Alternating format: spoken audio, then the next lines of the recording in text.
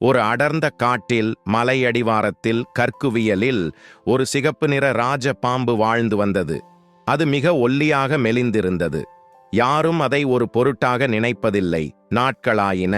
சிறு குட்டியாக இருந்த பாம்பு எல்லா நேரமும் சாப்பிட்டு சாப்பிட்டு பெரிய ராஜநாகமாக மாறியது. ஒரு நாள் உணவை தேடி கற்குவியல் பக்கமாக வந்த பன்றி பாம்பை கண்டு பயந்து பின்னோக்கி ஓட கழுதையோ மிரண்டு குழப்பத்தில் பாம்பை தாண்டி ஓடியது.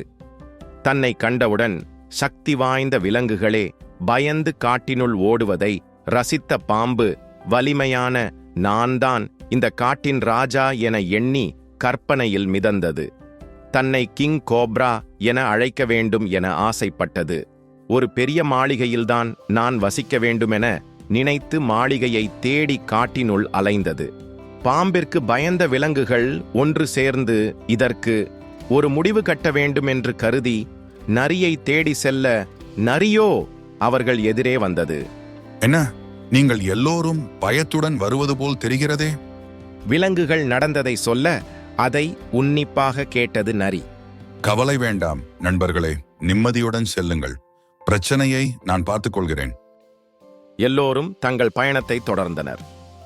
அப்போது எதிரே வந்த நரியை பார்த்து, நான் வசிக்க ஒரு மாளிகை வேண்டுமென பாம்பு சொல்ல விலங்குகள் சொன்ன பாம்பு இதுதான் என தெரிந்து கொண்ட நரி சிங்கம் இருக்கும் குகையை காட்டி அதுதான் உங்கள் தகுதிக்கேற்றது என்றது. சந்தோஷமான பாம்பு சிங்கத்தின் குகையை நோக்கி விரைந்தது.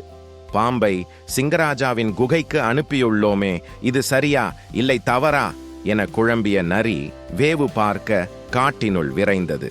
வேட்டையில் எதுவும் சிக்காததால் பசியுடனும் கோபத்துடனும் இருந்த சிங்கம் நரியை காட்டினுள் வேவு பார்க்க அனுப்பியிருந்தது. நரி வர தாமதமானதால் சிங்கத்தின் கோபம் எல்லையை கடந்தது.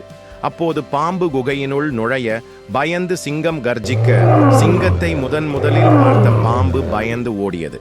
அப்போது தன்னை பார்த்து பயந்து விலங்குகள் ஓடியது போல இப்பொழுது நான் ஓட வேண்டியதுள்ளதே என கோபமானது. வரும் வழியில் அழகான ஒரு மரத்தை கண்ட பாம்பு இனி இதுதான் நமது அரண்மனை என நினைத்தது. மரத்தில் ஏறியவுடன் அருகிலிருந்த எறும்புகளின் வீட்டை பார்த்து இது நமது வீட்டில் அழகை கெடுக்கிறதே என நினைத்தது. சின்ன எறும்புகளே, நான் இந்த காட்டின் ராஜா கிங் கோப்ரா. என் வீட்டின் அருகே நீங்கள் எப்படி குடியிருக்கலாம்? உடனே இடத்தை காலி செய்து வேறு எங்கேயாவது ஓடிவிடுங்கள். பாம்பின் மிரட்டலை கண்டுகொள்ளாத எறும்புகள் அமைதியாக தங்கள் வேலையை தொடர்ந்து செய்து கொண்டிருந்தன. நான் கிங் கோப்ரா, என்னை எதிர்க்க வேண்டாம். எதிர்த்தால் அது உங்களுக்கு நல்லதல்ல.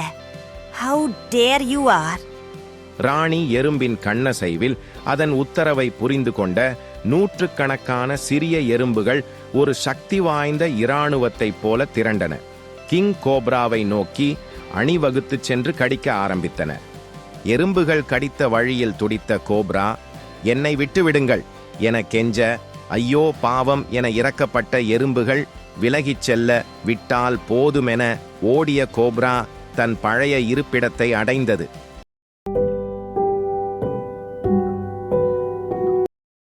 Hello, if you like it, please subscribe.